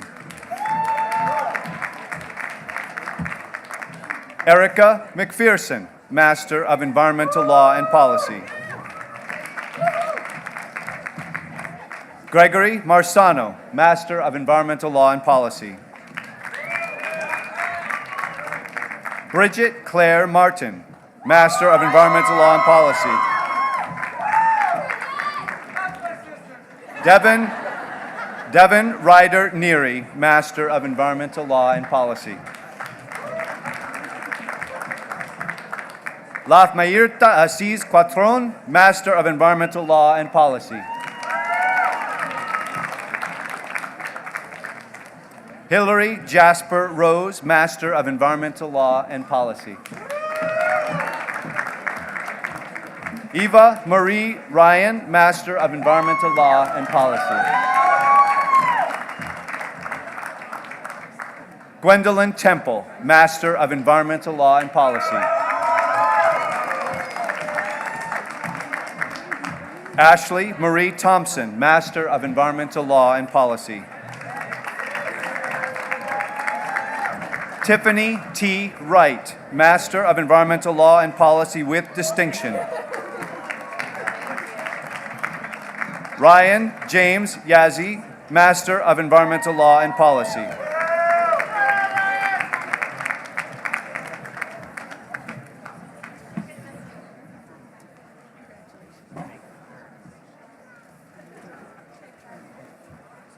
Okay, now you can clap again.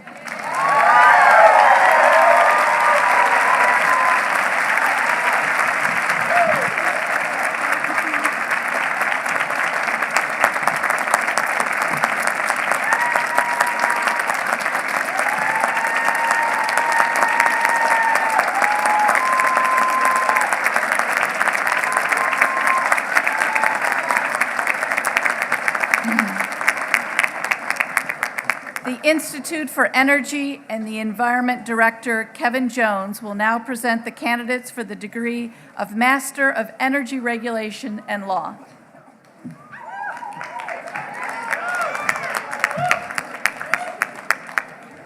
Will the candidates for the degree of Master of Energy Regulation and Law please stand?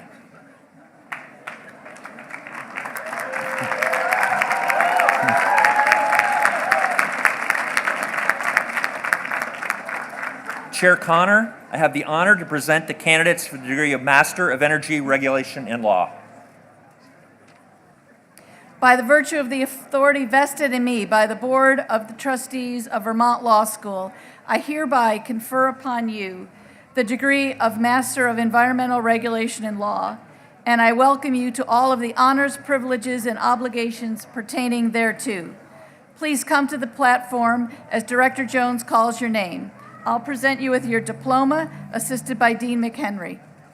Deans Jefferson and McCormick will assist you in donning the hood, signifying your academic attainments. We congratulate you on earning the degree of Master of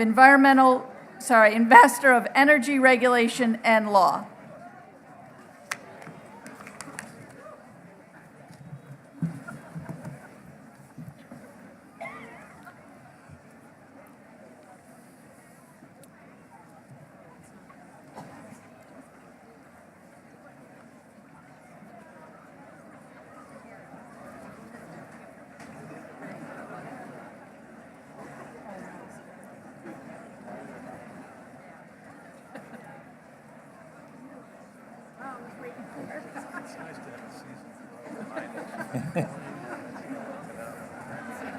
Joshua C. Barber, Master of Energy Regulation and Law. Brenda Brickhouse, Master of Energy Regulation and Law. Andrew D. Callahan, Master of Energy Regulation and Law. Anne Elizabeth Hamilton, Master of Energy Regulation and Law. Benjamin Jervey, Master of Energy Regulation and Law with distinction. Matthew Rubin, Master of Energy Regulation and Law. Harry Jacoby Young, Master of Energy Regulation and Law.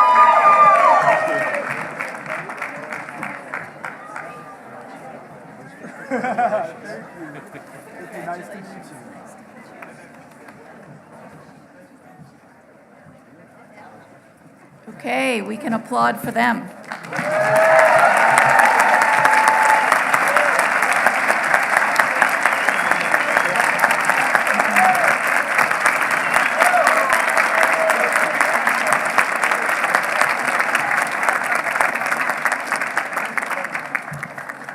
Center for Agriculture and Food Systems Director Lori Restino will now present the candidates for the degree of Master of Food and Agriculture Law and Policy. Will the candidates for the degree of Master of Food and Agriculture Law and Policy please stand?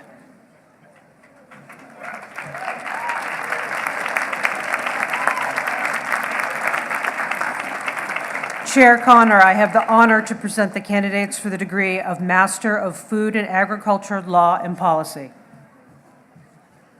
By virtue of the authority vested in me by the Board of Trustees of Vermont Law School, I hereby confer upon you the degree of Master of Food and Agriculture Law and Policy. I welcome you to all the honors, privileges, and obligations pertaining thereto. Please come to the platform as Director Restino calls your name. I'll present you with your diploma, assisted by Dean McHenry. Deans Jefferson and McCormick will assist you in donning the hood, signifying your academic attainments. We congratulate you on earning the degree of Master of Food and Agriculture, Law, and Policy.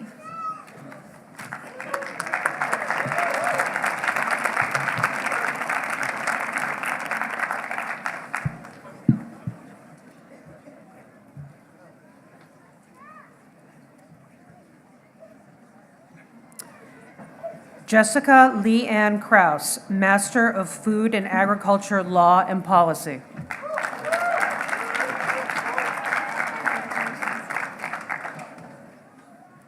Jeanette Gerdia King, Master of Food and Agriculture Law and Policy.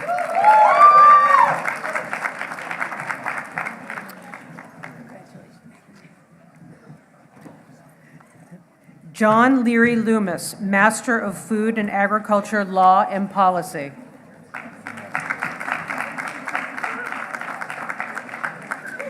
Avriel Darcy Miller, Master of Food, Agriculture Law and Policy.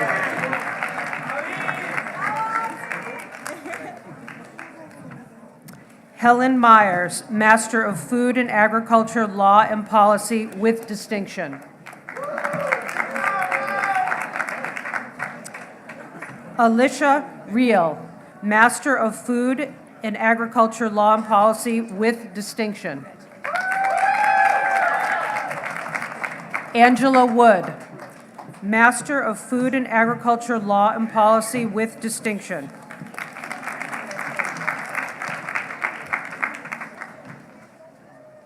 An applause for them.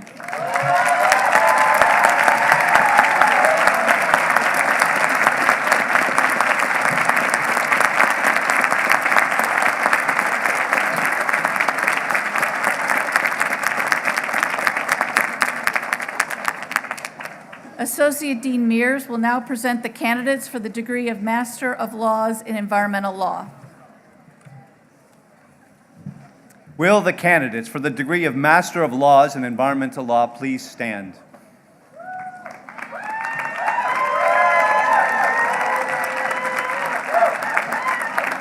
Chair Connor, I have the honor to present the candidates for the degree of Master of Laws in Environmental Law. By virtue of the authority vested in me by the Board of Trustees of Vermont Law School, I hereby confer upon you the degree of Master of Laws in Environmental Law, and I welcome you to all the honors, privileges, and obligations pertaining thereto. Please come to the platform as Dean Mears calls your name. I'll present you with your diploma, and you know the rest. We've been through it.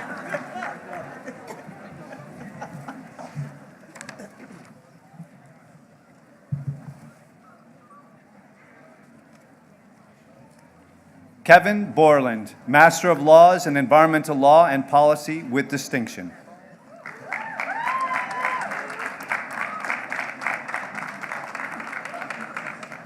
Marcelo Diaz, Master of Laws in Environmental Law and Policy.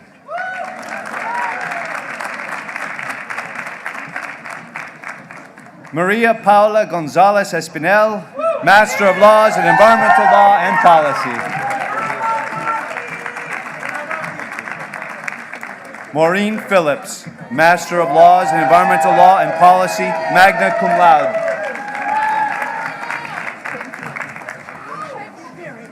Congratulations. Thank you so much. Wow. Sorry. Elizabeth Thaler, Master of Laws in Environmental Law and Policy, summa cum laude. Craig Thedwall, Master of Laws in Environmental Law and Policy.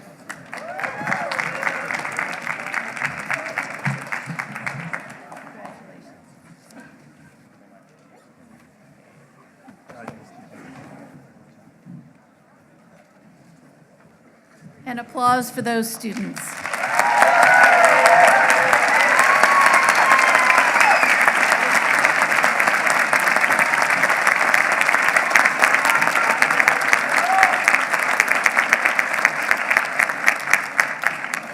Institute for Energy and the Environment Director, Kevin Jones, will now present the candidate for the degree of Master of Laws in Energy Law.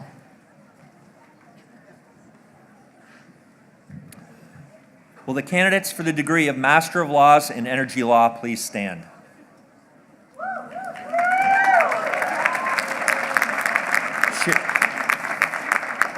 Chair Connor, I have the honor to present the candidates for the degree of Master of Laws in Energy Law.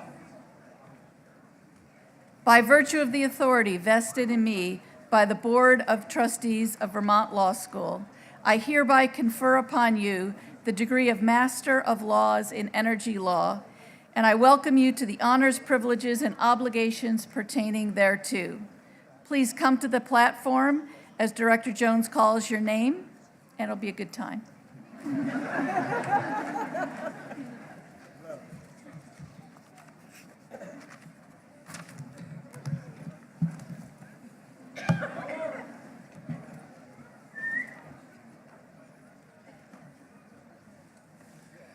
Edison Aviles, Master of Laws in Energy Law with distinction.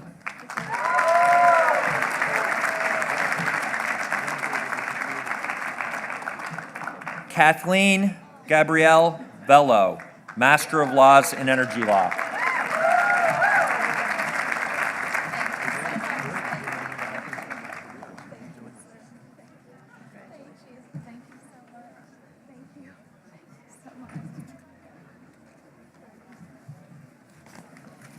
And applause for those graduates.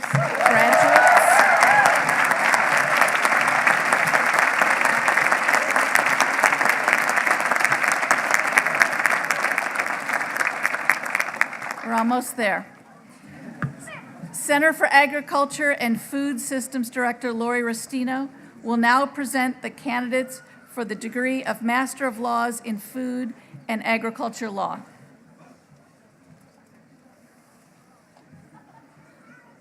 Will the candidate for the degree of Master of Laws in Food and Agriculture Law please stand?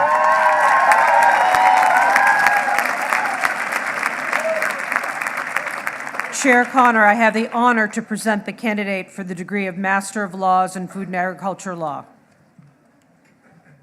By virtue of the authority vested in me by the Board of Trustees of Vermont Law School, I hereby confer upon you the degree of Master of Laws in Food and Agriculture Law, and I welcome you to all the honors, privileges, and obligations pertaining thereto. Please come to the platform as Director Restino calls your name. I'll present you with the diploma, assisted by Dean McHenry, and you can clap all the time.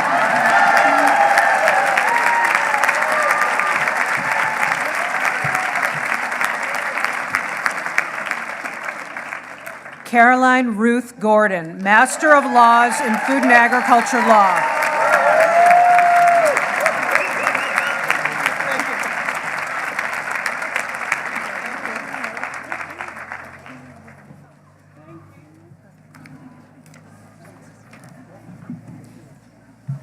International and Comparative Law Program Director Tracy Bach will now present the candidates for the degree of Master of Laws in American Legal Studies.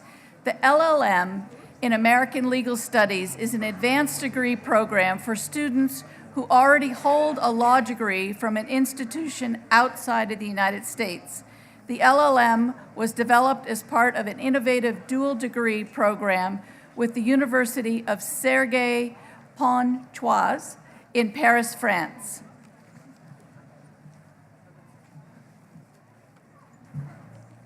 Will the candidates for the degree of Masters of Laws in American Legal Studies please stand? Bravo. Chair Connor, I have the honor to present the candidates for the degree of Masters of Laws in American Legal Studies. By virtue of the authority vested in me by the Board of Trustees of Vermont Law School, I hereby confer upon you the degree of Master of Laws in American Legal Studies, and I welcome you to all the honors, privileges, and obligations pertaining thereto. Please come to the platform as Director Bach calls your name.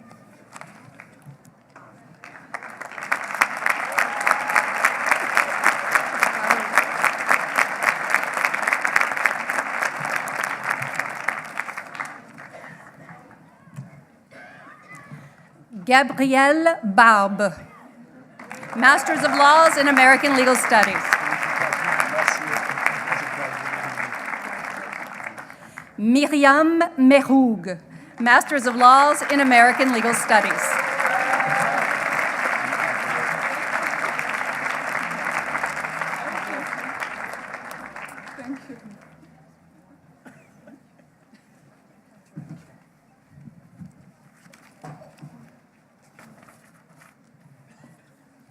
Okay, applause for that last degree.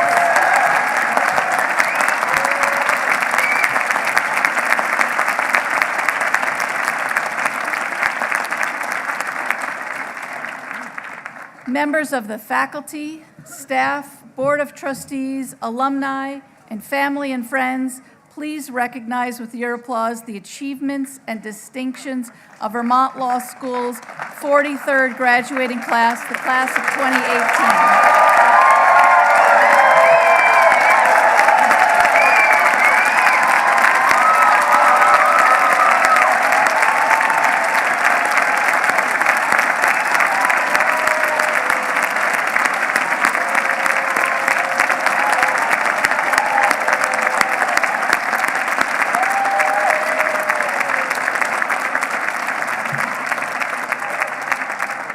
I would like to thank our piper, Ben Montrose, who led the procession, and the musicians of Royal Town Brass. I'd like to thank Shannon Leach for her careful planning and preparation, as well as all the members of the staff, the student marshals, and others whose assistance was essential. After the rendition of the national anthem, sung by 2018 master's graduate Ariel King, the bagpiper and the student marshals will lead the academic procession from the tent. I ask the audience to remain in place until the conclusion of the academic procession. The academic procession will proceed back to campus. Family and friends may follow the procession to the campus, where you are invited to join us in greeting the graduates and share refreshments on the back lawn or inside of the Debevoise Hall. This concludes the proceedings of the Vermont Law School's 43rd commencement.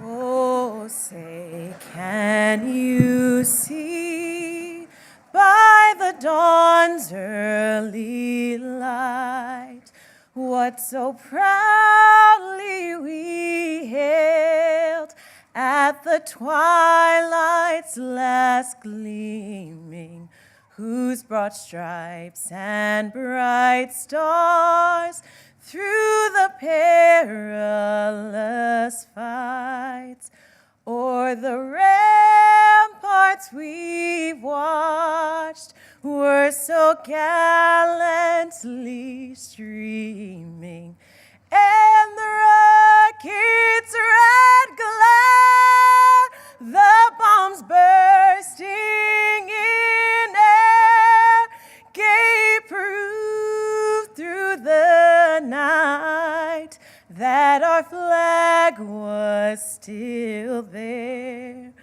Oh, say does that star-spangled banner yet wave o'er the land of the free and the home of the brave?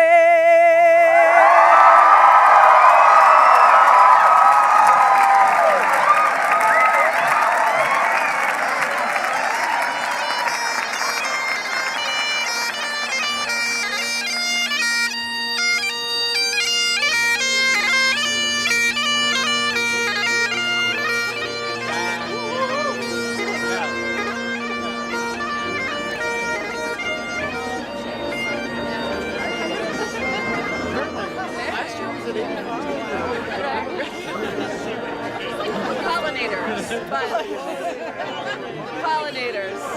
Yes, we do.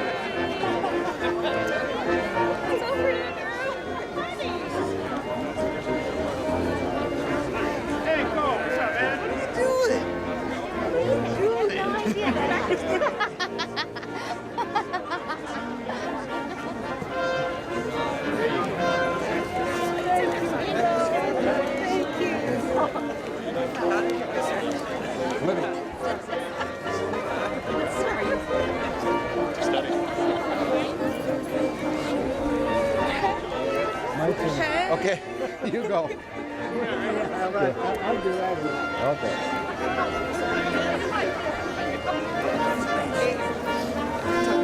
Okay.